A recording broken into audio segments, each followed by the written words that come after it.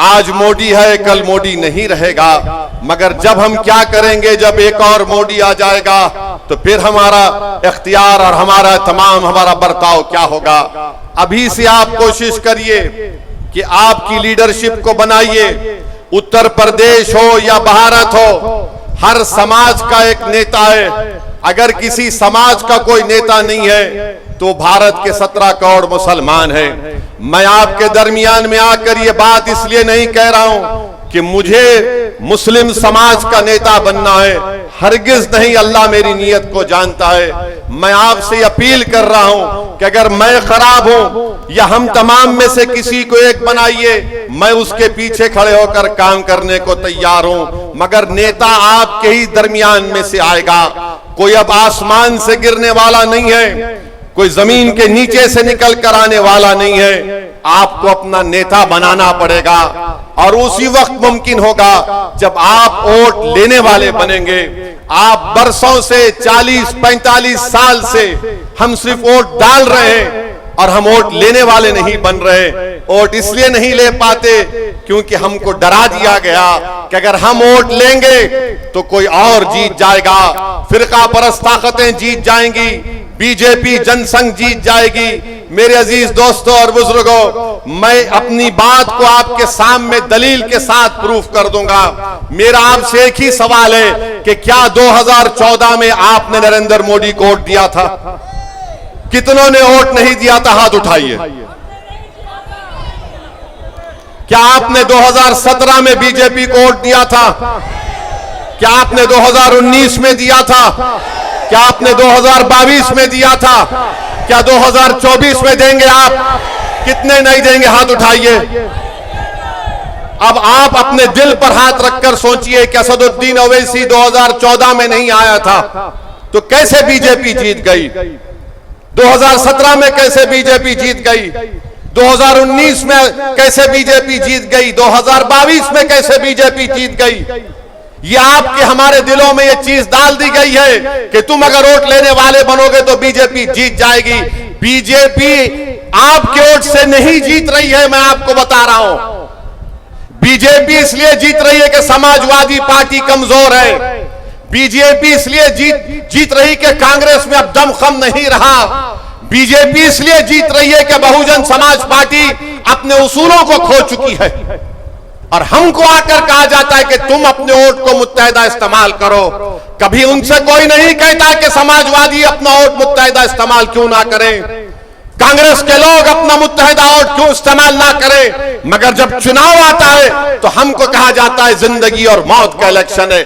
मगर जो लोग आकर ओवैसी से कहते हैं कि ओवैसी तुम्हारी वजह से ऐसा हो रहा है, मैं उनसे पूछना चाहता हूं, बताओ क्या किसी अखिलेश यादव के रिश्तेदार के घर पर बुलडोजर चला? क्या किसी अखिलेश यादव के यादव परिवार के लोगों को हत्या की गई एनकाउंटर के नाम पर? क्या किसी यादव परिवार के महिला से कहा गया कि अपने सर पे से जो हिजाब पहनते निकालो? नहीं। किसकी इबादतगाह को निशाना बनाया गया? नहीं। किसी को हथकड़ियों में गोली मारी गई तो यादव था या उसका नाम अतीक था? बोलो आप। किसी को जेल में जहर दे दिया गया तो उसका नाम असदुद्दीन ओवैसी था या कोई और था? बोलो आप। ये बात पर आपको सोचना है। हाँ, मेरी इन बातों से मुझे बदनाम किया जाता है, मगर मुझे अपनी बदनामगी की फिक्र नहीं है। अरे हमको सच्चाई को बयान करना है। अगर हम सच्चाई को बयान नहीं करेंगे और हिकमत के नाम पर बुज़दिली के मजारे करेंगे तो आने वाला कल हम और आपको माफ नहीं करेगा। आज हमारे दरमियान में अतीक नहीं है, मुख्तार नहीं है। अगर आप अपना वोट नहीं लेंगे तो या तो आपको सियासी तौर से मार दिया जाएगा या फिर स्लो पॉइजन देकर आपको जिस्मानी तौर पर खत्म कर दिया जाएगा। फैसला आपको करना है। और लोग बोलते हैं कि बताओ क्या हो जाएगा अगर हम पीडीएम का साथ देंगे। मेरे अजीज दोस्तों और बुजुर्गों, देश के वजीर आजम मोदी हैं। उनकी भाषा का इस्तेमाल आपने देख लिया कि 10 साल से मोदी क्या भाषा इस्तेमाल करते हैं।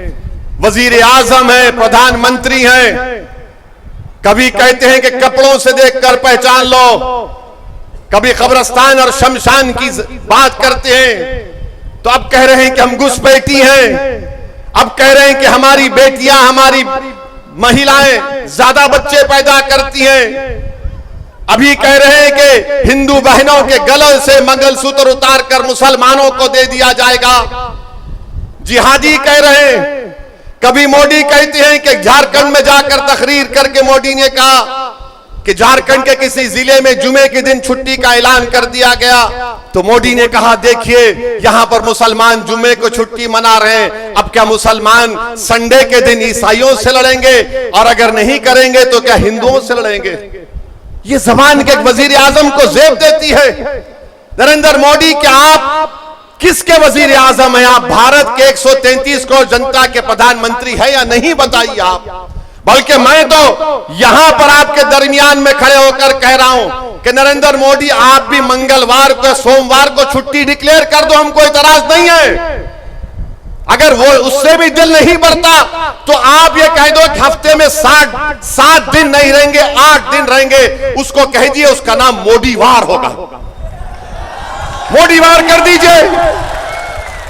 अगर भारत की गरीबी मोदीवार करने से खत्म होती है तो करके बताइए हमको, करके बताइए ना। मगर मोदी अपनी तकरीर में सिर्फ मुसलमान मुसलमान मुसलमान मुसलमान कर रहे हैं। नरेंद्र मोदी, हिंदू भाइयों में भी बहुत गरीबी है, हिंदू बैकवर्ड क्लास के भाई बहनों में बहुत गरीबी है, बेरोजगारी है, दलितों में बेरोजगारी है, गुर्बत है। बताओ मोदी, तुमने उनके लिए क्या किया? तुम तो गाली हमको दे रहे हो, मगर बताओ इनके लिए आपने क्या किया? मोदी के पास कोई जवाब नहीं है।